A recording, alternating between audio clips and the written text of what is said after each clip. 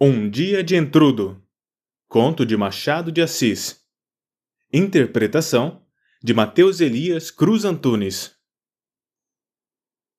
Era no tempo em que ao carnaval se chamava entrudo, o tempo em que, em vez das máscaras, brilhavam os limões de cheiro, as caçarolas d'água, os banhos e várias graças que foram substituídas por outras, não sei se melhores, se piores.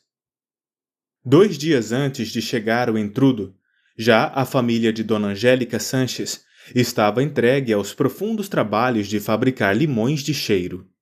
Era de ver como as moças, as mucamas, os rapazes e os moleques, sentados à volta de uma grande mesa, compunham as laranjas e os limões, que deviam, no domingo próximo, molhar o paciente transeunte ou o confiado amigo da casa.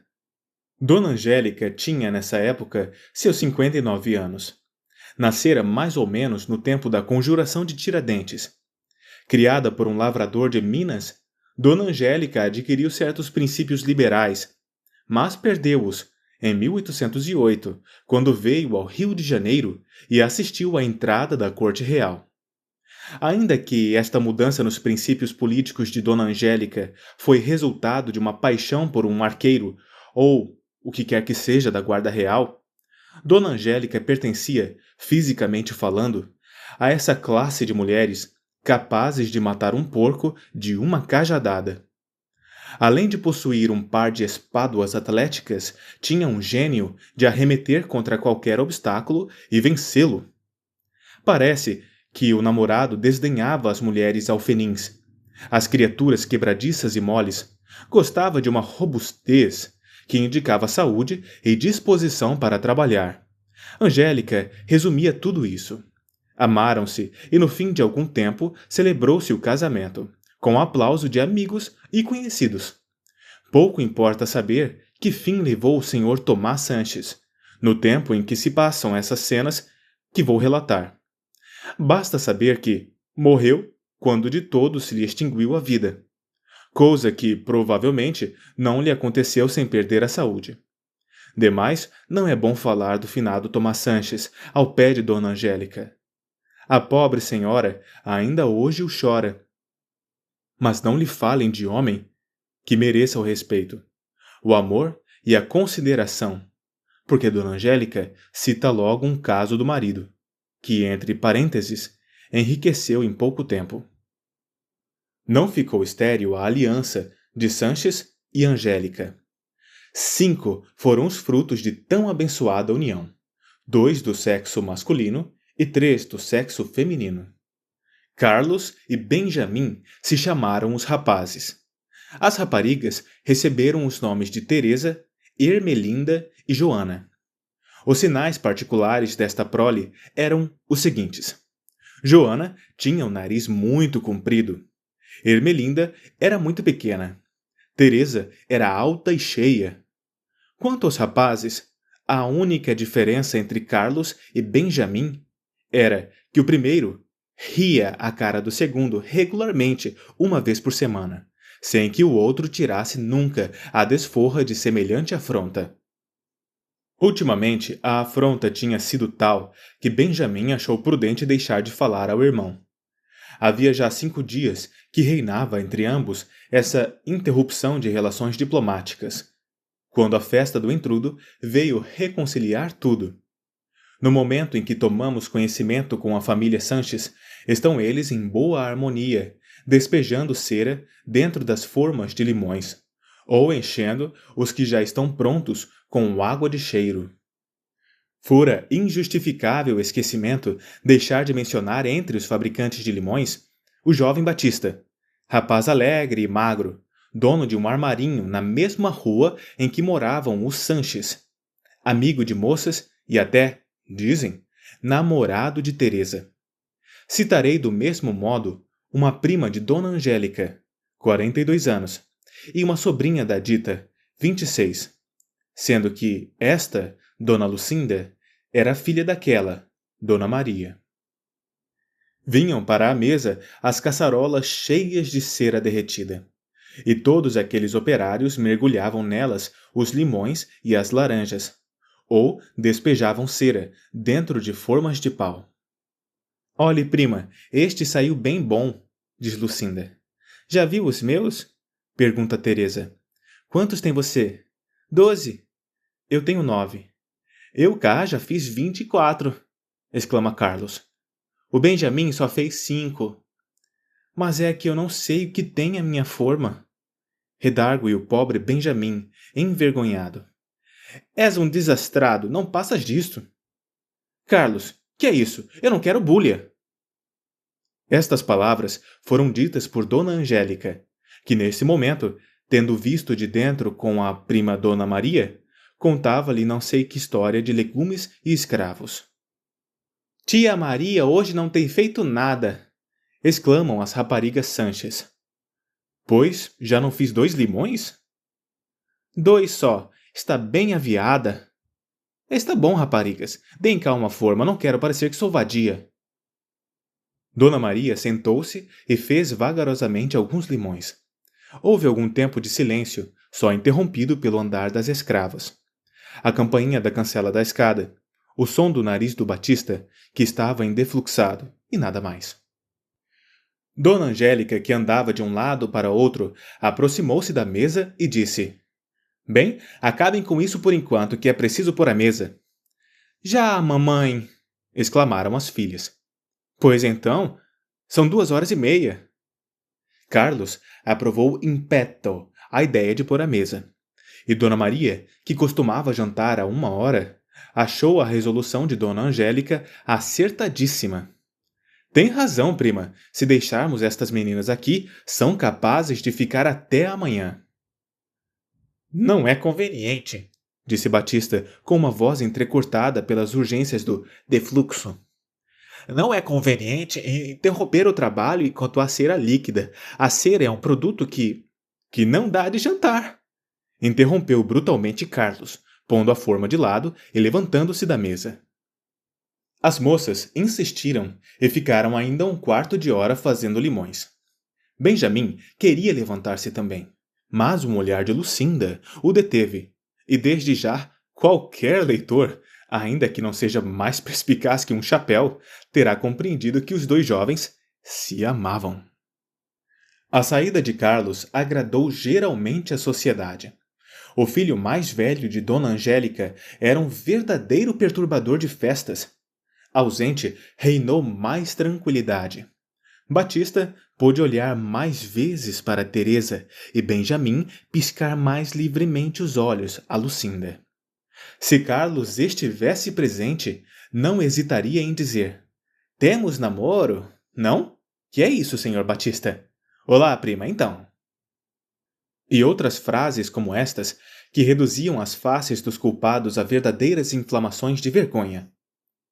Batista sentiu-se até mais livre da voz, e proferiu a propósito do intrudo 2 ou 3 axiomas, um dos quais declarou tê-lo ouvido de um padre, que era o homem mais sensato que conhecera. Sensato era o meu Tomás, acudiu Dona Angélica. Que juízo tinha ele! Que cabeça de homem! Deus lhe fale na alma. Contarei o seguinte caso. No tempo do 7 de abril, nesse instante, entrou na sala o esfomeado Carlos, e vendo iminente uma história que provavelmente já conhecia, exclamou: mamãe, não se janta hoje? Eu sei, respondeu Dona Angélica. Estas meninas ainda aqui estão. Pois acabem com isso.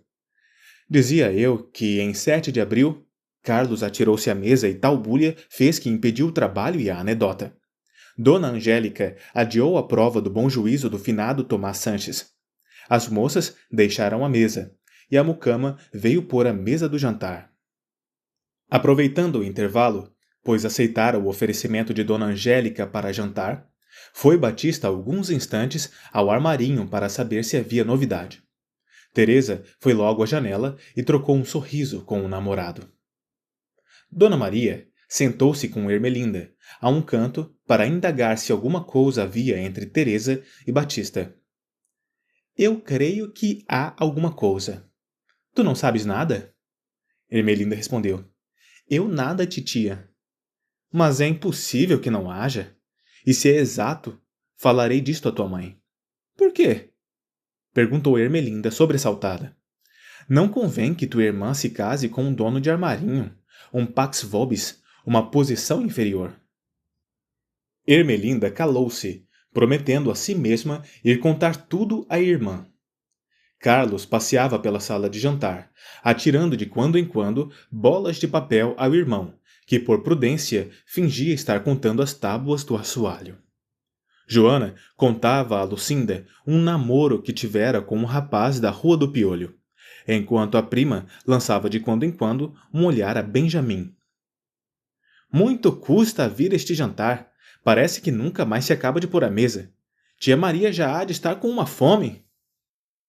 Carlos dizia estas palavras, tirando da mesa um pedaço de pão e mastigando para enganar o estômago. Não te pareça, disse Dona Maria. Por certo que estou com fome. Finalmente ficou o jantar na mesa. Bem, vamos entrar em serviço. Não, senhor, disse Dona Angélica. Esperemos o Batistinha.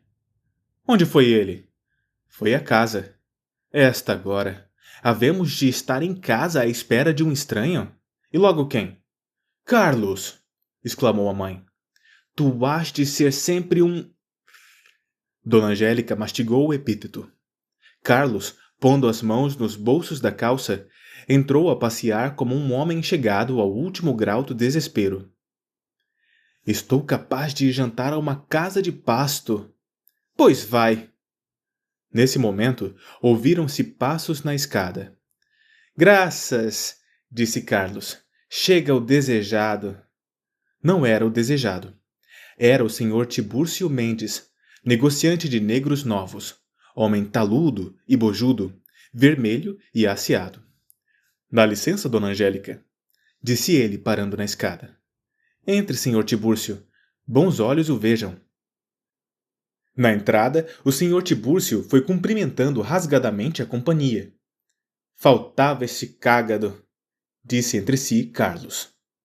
E já ruminava seriamente o projeto, anteriormente indicado, de ir jantar à casa de pasto, quando apareceu o dono do armarinho. Batista explicou a demora, dizendo que a causa fora uma altercação com o sujeito a propósito de uma agulha número 5, coisa que não interessava absolutamente a ninguém, mas que todos ouviram com paciência cristã. O jantar nada ofereceu de notável. Os dois namoros continuaram como antes, isto é, dirigidos sempre com a máxima precaução por causa do grande desmancha-prazeres da casa. A única coisa que causou certa estranheza a Batista, que pela primeira vez se encontrava com Tibúrcio, foi a voracidade que este sujeito desenvolveu, a ponto de o deixar sem assado nem arroz. Foi por ocasião do jantar que Tibúrcio declarou que fazia anos na terça-feira do intrudo. E como fosse solteiro, Dona Angélica convidou-o a festejar o dia jantando lá em casa. Tibúrcio não viu um olhar trocado entre Carlos e as irmãs. Prometeu que viria jantar. Toda a tarde, manhã e tarde do dia seguinte, foram consagradas ao fabrico dos limões de cheiro. Tibúrcio assistiu até à noite ao trabalho das moças e dos rapazes. Como ele era amigo de conversar com mulheres, dificilmente se despregou da sala de trabalho. Foi muito contra a vontade que cedeu ao convite de Dona Angélica, que tinha a mania de jogar o solo. Dona Maria também jogava e aceitou o convite. A mesa foi posta ao pé da mesa dos limões de cheiro. Jogava-se o solo a grãos de milho, que é para os jogadores de profissão o mesmo que é para os bêbados beber água simples. Mas eu peço licença, disse Tibúrcio, para retirar-me às 9 horas. É a hora que tomamos chá, respondeu Dona Angélica, dando as cartas. Passaram todos naquela mão. Como todos conversavam, o diálogo apresentava alguma curiosidade. Bolo? Pode vir. Dá cá a cera. Dê-me o haz de paus. Onde está a forma? É furado? É seguro. Mano, não me quebre o limão. Corto. Olha, Lucinda, que bonito limão este saiu. Rei? Água de cheiro? Valete. Não me pise os pés, senhor Batista. E dama, paguem. Dá cá o tabuleiro. Quem dá cartas? Pois eu cuidei que o solo estivesse furado, dizia Tibúrcio no fim deste diálogo.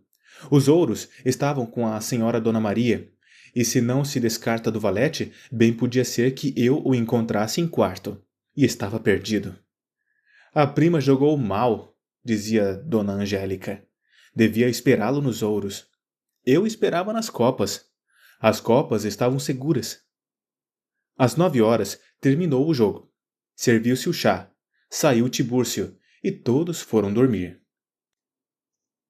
Amanheceu o dia de domingo com um belíssimo sol. Era um verdadeiro dia de entrudo. Desde manhã puseram-se os tabuleiros em ordem para a batalha. Carlos e Benjamim preparavam as caldeiradas d'água e 2 grandes panelas que mandaram para a cocheira. Nessa ocasião, houve uma pequena altercação entre os 2 irmãos. Carlos acabou puxando as orelhas a Benjamim, o qual, por dizer alguma coisa, disse que lhe daria uma facada, o que lhe valeu outro puxão de orelhas do irmão.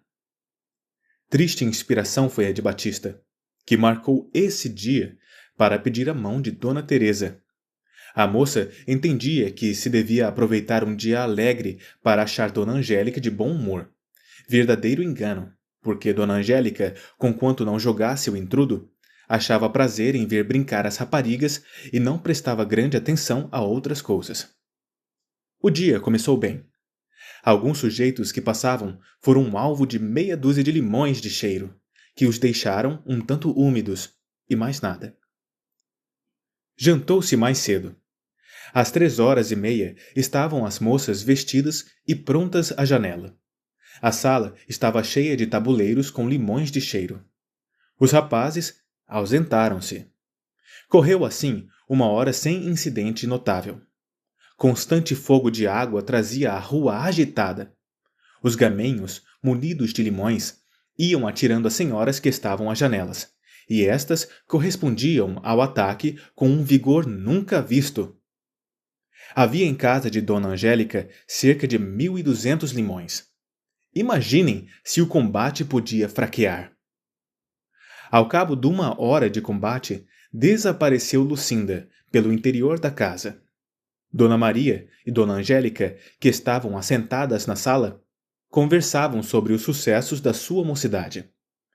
De quando em quando, algum limão ia bater numa e noutra, o que as fazia rir. Dona Maria quis ir ao interior da casa e saiu por alguns instantes. Daí a pouco, voltou espavorida. Jesus, acuda-me, prima Angélica. Credo, vingança! Surpresa geral. As moças voltaram-se para dentro e os rapazes da rua, vendo aquela muralha de costas, fizeram uma descarga em regra.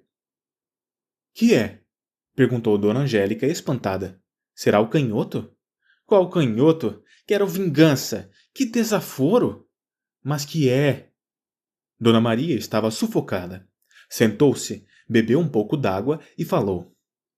Ia eu agora lá dentro, quando encontrei na sala de jantar a um canto, adivinhem o quê? Encontrei seu filho, Benjamim, quebrando limões no ombro de minha filha. Que desaforo! Fiquei sem saber de mim. Isto se atura, prima? Cão! Ter o atrevimento de... Prima, manda dar uma sova no seu pequeno.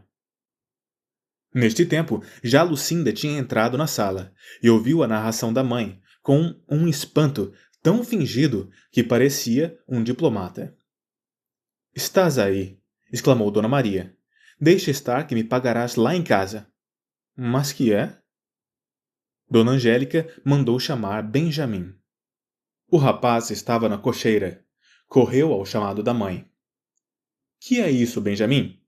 Pois então tu tens o desaforo e atrevimento de não respeitar a tua tia nem a minha casa? Benjamim ficou mais admirado que se visse a cascata de Paulo Afonso. Olhou para todos que tinham os olhos nele e perguntou. Mas que é, mamãe? Eu não sei de que fala. Dona Angélica referiu a acusação que lhe fazia Dona Maria. O rapaz negou, alegando que não saíra de baixo e apelou para o testemunho de um moleque, o qual, como era o portador das cartas entre os 2 namorados, não teve dúvida em dizer que o jovem Benjamim, desde que descera para a cocheira, não saíra de lá, ocupado como estava em seringar os homens que passavam. Dona Angélica voltou-se para a prima. Você enganou-se, prima. Mas eu vi. Carlos tinha subido também.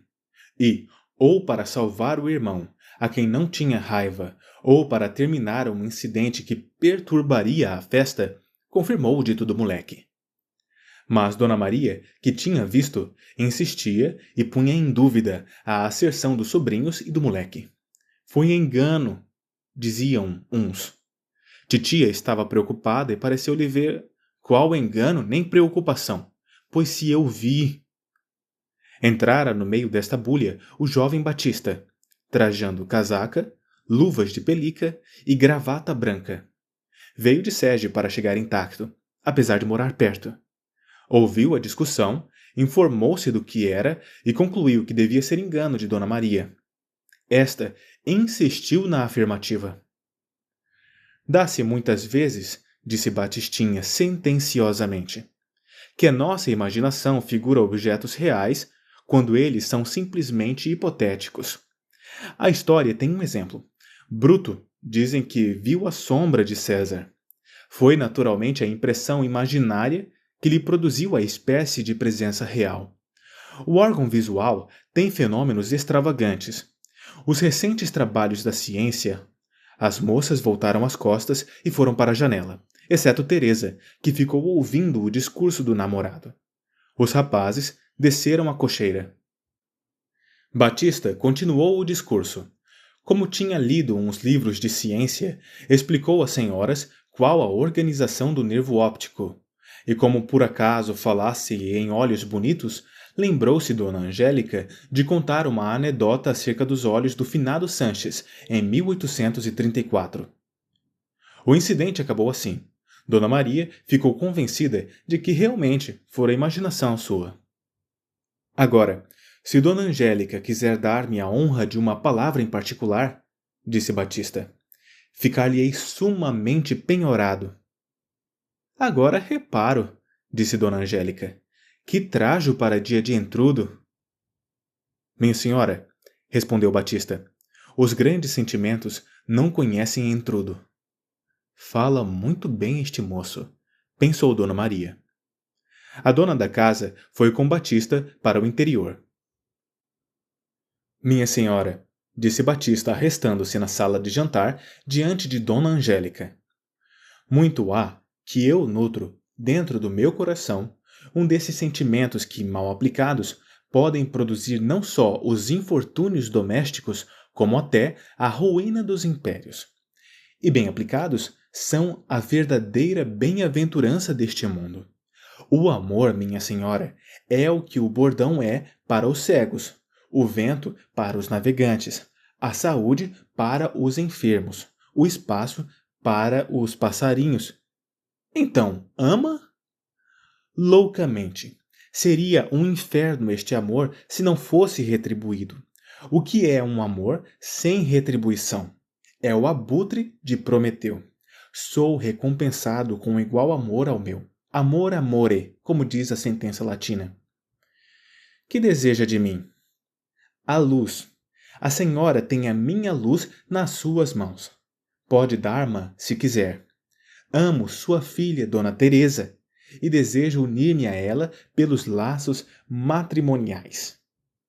Dona Angélica tinha percebido algum namoro entre a filha e o Batista, mas não cuidou que estivessem tão próximos do casamento.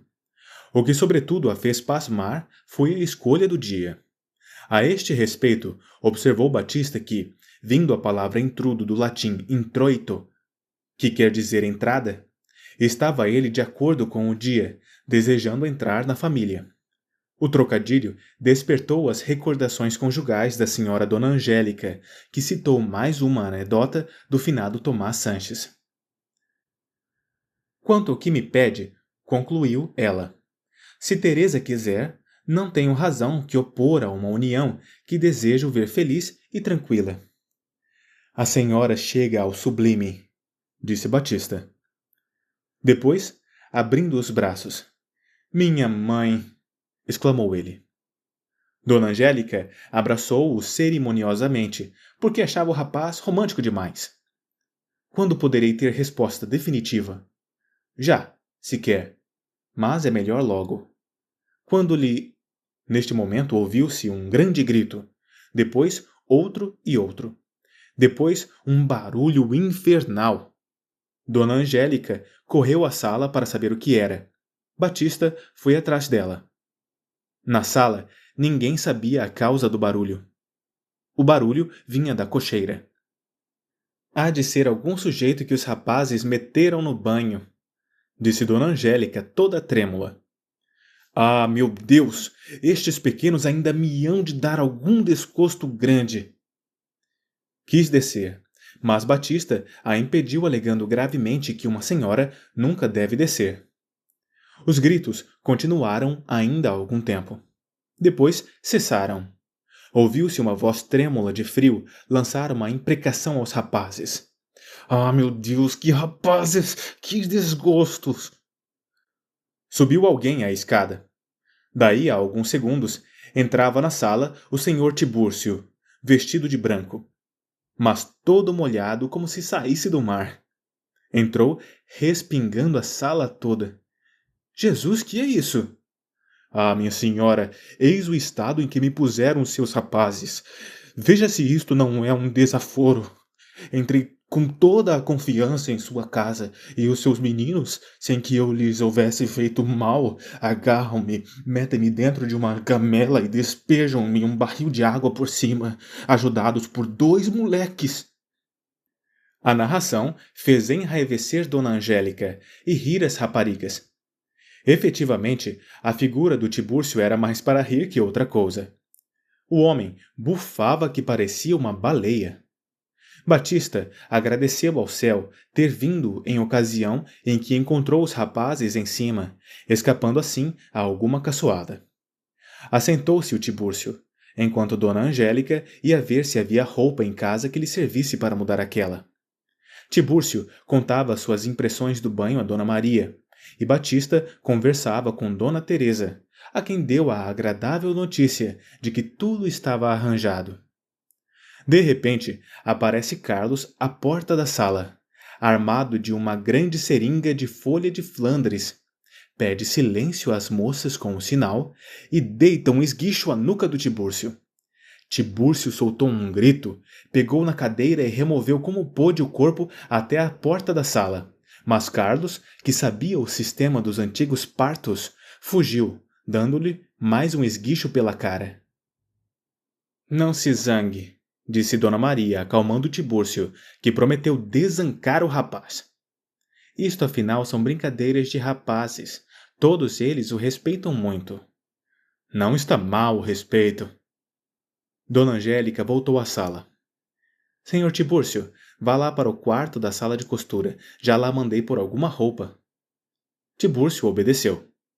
Dona Angélica mandou ordem terminante aos filhos que subissem. Subiram. Que desaforo é esse, rapazes? Disse ela. O que é, mamãe? Perguntaram ambos. Pois então, vocês não respeitam um homem velho e sério que nos visita?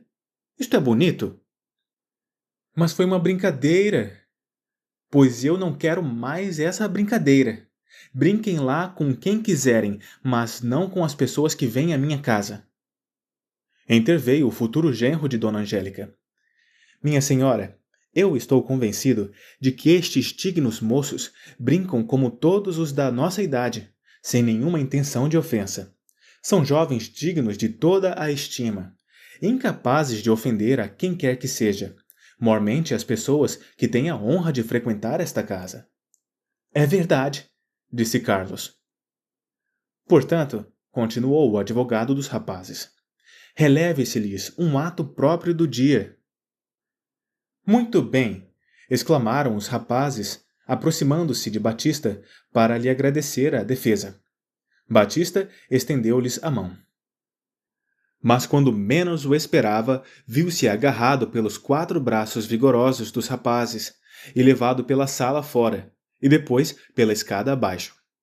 O pobre moço gritava e protestava contra a perfídia e a ingratidão dos seus clientes, mas embalde. A voz de Dona Angélica perdeu-se no meio do barulho. Teresa deitou a chorar. Dona Maria benzeu-se. E no meio do tumulto apareceu na sala Tibúrcio, apertadíssimo numas calças de Carlos, que lhe ficavam acima do tornozelo, e numa jaqueta de Benjamim, que lhe batia pelo meio das costas. A figura fez rir ainda mais do que quando Tibúrcio apareceu molhado da cabeça até aos pés. Que há de novo? Alguma nova travessura? Ah, senhor Tibúrcio, exclamou Dona Angélica, o senhor me há de embarcar estes 2 rapazes que me põem doida. Meta-os na presiganga. Pois não, Dona Angélica, mas que fizeram eles agora? Levaram para baixo o senhor Batista. Quê? Pois tiveram também a audácia? Não admira.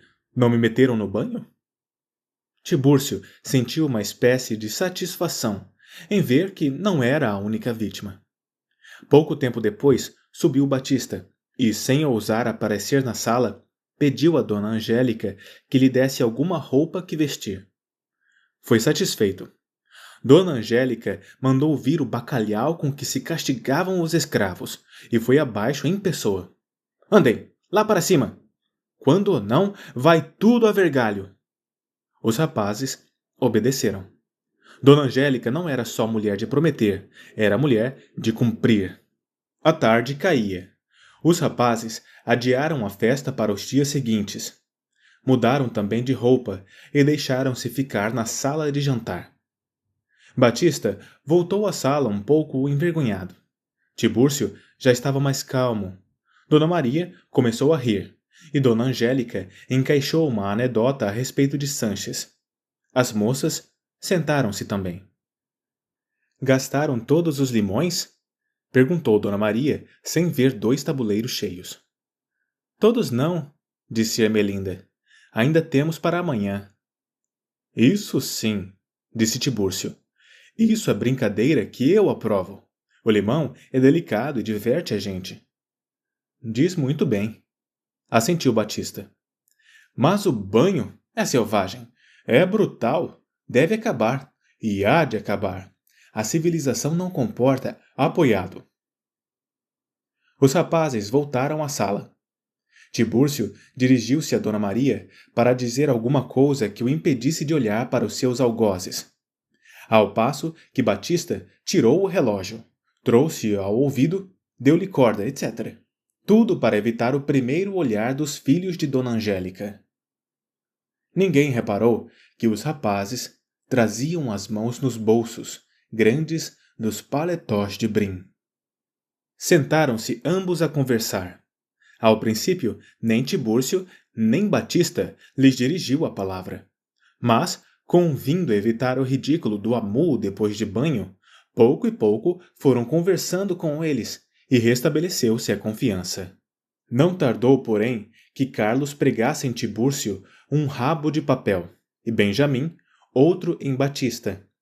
O de Batista não foi visto logo pelas outras pessoas, mas como Tibúrcio estava de costas para o grupo das moças, viram estas logo o apêndice posto por Carlos e riram alegremente. Tibúrcio desconfiou. Olhou para Carlos. Este ficou sério. De que se riem as moças? Perguntou Tibúrcio. Não sei, respondeu Carlos. Deixe ver. Ah, é uma mancha de cal no seu paletó. Deixe limpá-la. Tibúrcio consentiu de boa fé. E Carlos, fingindo que limpava o paletó, quebrou-lhe um ovo nas costas. Sentiu Tibúrcio que o rapaz não o limpava. Antes o sujava. A gema entornou-se parte no chão. Dona Angélica correra para Carlos. Este correu pela sala. Levantou-se Batista para intervir, mas arrastando também um rabo de papel. Benjamim aproveitou a ocasião e quebrou um ovo nas costas de Batista. Não tenho forças para descrever o barulho que se seguiu a esta cena. O tumulto foi geral. Só se acalmou indo os 2 rapazes para um quarto, onde Dona Angélica os fechou a chave. Com a noite veio o descanso. As visitas se foram embora, exceto Dona Maria e a filha, que resolveram ficar até quarta-feira de cinzas. Pelas 9 horas da noite, Dona Angélica foi soltar os prisioneiros. Achou-os jogando as cartas. Anunciou-se o chá e eles vieram para a mesa, onde foram recebidos com um olhar furibundo da parte de Teresa, cujo namorado fora vítima das suas travessuras. Quando se iam deitar, o moleque, que servia de intermediário entre Benjamim e Lucinda, foi aos 2 rapazes e disse-lhes que precisava dizer uma coisa. Levado ao quarto, disse que Batista tinha por costume pular de noite os quintais, até o da casa de Dona Angélica, e conversar aí para a janela onde assim a moça Teresa ficava até muito tarde. Esta comunicação inesperada tinha a seguinte explicação. O moleque servia também de corretor entre Teresa e Batista, mas não tendo obtido deste as vantagens que esperava, e principalmente tendo-lhe ele recusado uma jaqueta nova que lhe pedira, entendeu que devia vingar-se assim. Realmente, Batista podia dar-lhe 1 ou 2 jaquetas, mas como era muito econômico, entreteve o moleque na esperança, e esse foi o seu mal. Carlos ficou espantado com a notícia. Será verdade? Perguntou ele a Benjamim. É, nhonhô, insistiu o moleque. Ele quer casar com sinhá moça Teresa, mas é um sovina. Virá ele hoje? Parece que vem. Ideia infernal surgiu no espírito de Carlos. Era esperar o Romeu dos Quintais e pregar-lhe nova peça. Um banho, disse o moleque, quando Carlos consultava o irmão. Sim, um banho, disse Benjamim. Não, disse Carlos. Coisa melhor. Pensemos nisso. Enquanto os dois estavam em conciliábulo, as raparigas foram deitar-se. Dormiam no mesmo quarto Lucinda e Teresa. Estou muito zangada com Benjamim, disse Lucinda.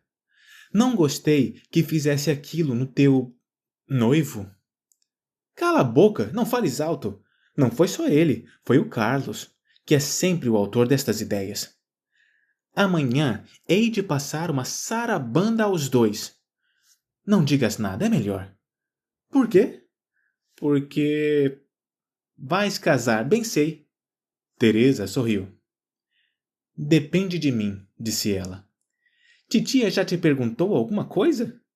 Nada. Mas há de falar amanhã, talvez. Sim, amanhã. Que é isto? Isto o quê? Não ouviste um grito? Não, é uma coruja, estás medrosa. Pareceu-me. As duas sentaram-se na cama. Que é que tu has de dizer quando a titia te perguntar se queres casar com o Batistinha? Velhaca, disse Teresa sorrindo. Por quê, meu Deus? Quero saber também o que has de dizer quando... Quando o quê? Quando tua mãe te perguntar se queres casar com Benjamim. Ora, qual? Vamos lá, dize. Eu responderei que é de meu gosto. Só isso? Pois então. Mas isso só não é bonito. É preciso dizer com toda a minha alma. Deixemos disso. É romântico demais. Desta vez, ouviu-se um sussurro no quintal. As duas chegaram à janela, mas não viram ninguém. Não é nada, disse Lucinda. Entraram outra vez e continuaram a conversar. No fim de 10 minutos, ouviu-se um assobio. Teresa estremeceu. É ele! Lucinda começou a despir-se. Pois então, disse ela, vai conversar enquanto eu me deito. Teresa chegou à janela e agitou um lenço branco. Batista, que já vinha pulando o último quintal, saltou à terra, aproximou-se do poço e começou a conversar de baixo com a namorada. Por que veio hoje? Perguntou Teresa. Acha que fiz mal? Disse Batista. Deve estar cansado. De quê? Teresa quis aludir ao banho, mas receou envergonhar o rapaz. Por isso, sem responder à pergunta, continuou. Mamãe ainda me não falou. Quando falará? Talvez amanhã. Que pretende dizer? Ora, que sim. Diga-me outra vez, está certa de que foi bem recebido por ela? Perfeitamente. Vi que ela compreendeu o meu amor. E como não, se é essa alma digna, essa alma celeste, toda cheia dos perfumes do paraíso? Esta rajada lírica produziu um riso sufocado, que Batista atribuiu a Teresa, e esta a Lucinda. Mas Lucinda já dormia nessa ocasião. Riu-se de mim?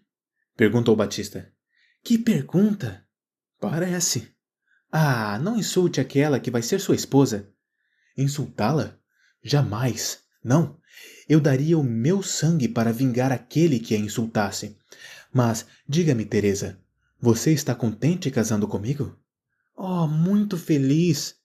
Eu também. Havemos de ter uma bela vida. Eu espero. Contanto que nos não visitem indiscretos. Ah, principalmente seus irmãos. Que par de pelintras. Deixe-os. Oh, se os deixo. São 2 pelintras sem iguais. Não compreendem que a dignidade da vida humana é respeitar os outros, porque o homem é feito à imagem de Deus. E quem insulta um homem e o desconceitua ofende a Deus. Não acha, Dona Teresa? Parece que sim, disse a moça, já um pouco aborrecida, com o ar tétrico que o namorado ia dando à conversa. Mas eu perdoo esses rapazes. Só o que desejo é que me não visitem. Será o que você quiser. Teresa, você me ama? Muito. Para sempre. Para sempre. E você? Oh, eu. Pergunta ao mar se ama a praia. Ao zéfiro se ama a flor. A abelha se ama. Não acabou a frase. Um esguicho anônimo lhe inundou a cara. Batista deu um pulo. Que é? Perguntou a moça. Não sei, respondeu ele, suspeitando estar descoberto. Mas que foi? Batista não respondeu.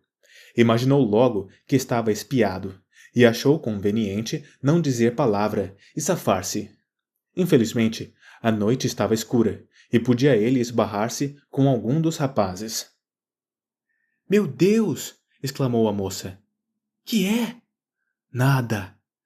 Alguma coisa há de ser. Descanse, foi um espirro.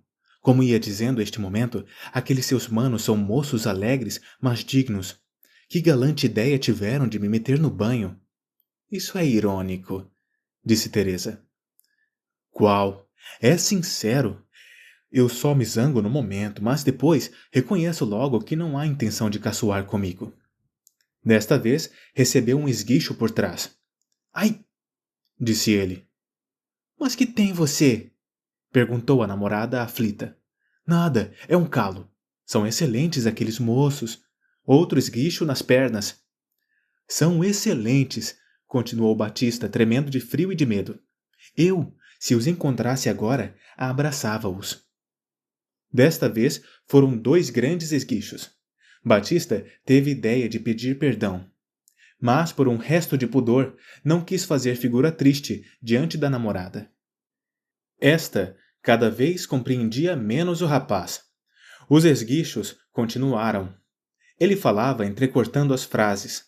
Ela chegou a suspeitar que ele estivesse doudo. Há de perdoar-me, disse ele. Está fazendo um frio. Vou-me embora. Já?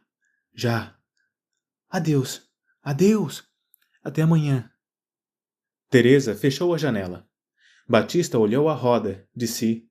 Não viu ninguém e procurou aproximar-se do muro para saltar. Nesse momento, caiu-lhe sobre as costas uma caldeirada d'água. Ai, ai! Gritou ele, e saltou sobre o muro. Mas antes que pudesse segurar-se bem, sentiu as pernas presas por 4 braços vigorosos. Caiu, arranhando as mãos no muro. Que me quereis? Disse ele, tremendo. Abriu-se a janela e apareceu Teresa. O rapaz foi arrastado, berrando para uma grande gamela, já cheia d'água. A moça entrou dando um grito. Acordou Lucinda, e ambas foram acordar o resto da família. Hão de ser os endiabrados! Que pecado cometi eu! Exclamou Dona Angélica, saltando fora da cama. Dentro de pouco tempo, estavam todos de pé, com velas acesas na mão, e dirigiram-se para o fundo, abrindo as janelas que davam para o quintal. Dona Angélica desceu munida de um vergalho e apareceu no quintal onde se passava a tragicomédia. Batista esperneava dentro da gamela. Os dois irmãos o prendiam enquanto o moleque lhe despejava baldes d'água. — Que é isto? Perguntou Dona Angélica. E avançou brandindo o vergalho. O perigo era iminente. Os dois rapazes agarraram em Batista. Carlos sentiu uma vergalhada nas costas. Outra vergalhada foi diretamente a Benjamim. Que fazer? Os dois pegam do corpo de Batista e fizeram dele escudo. De maneira que as vergalhadas que Dona Angélica, cega de furor, cuidava dar nos filhos, quem as apanhava era o futuro genro. Teresa desceu abaixo e suspendeu o braço da mãe, quando já Batista sentira todo o peso do braço da viúva Sanches. Cessou a pancadaria. Batista foi levado para cima, e Dona Angélica perguntou como é que os dois rapazes tinham podido pilhar Batista no quintal para maltratá-lo assim. Aqui estava o nó da situação. Batista, não querendo confessar que fora conversar com a futura noiva e temendo as revelações dos rapazes, disse que fora lá para tratar com eles uma caçoada e que aquilo era uma brincadeira. Ao mesmo tempo, dirigiu um olhar suplicante aos moços, que confirmaram a história, escapando assim a uma infalível correção. Nessa noite, todos dormiram mal. Quando, no dia seguinte, Tibúrcio soube do fato, sorriu, dizendo que também o Batista merecia a presiganga. Acabou o intrudo, felizmente para o Batista, e a quaresma felizmente para ele e a noiva, que se casaram e dão-se muito bem. Batista vendeu o armarinho e joga o gamão numa botica todas as tardes. Fim de Um Dia de Entrudo, de Machado de Assis. Interpretação de Mateus Elias Cruz Antunes.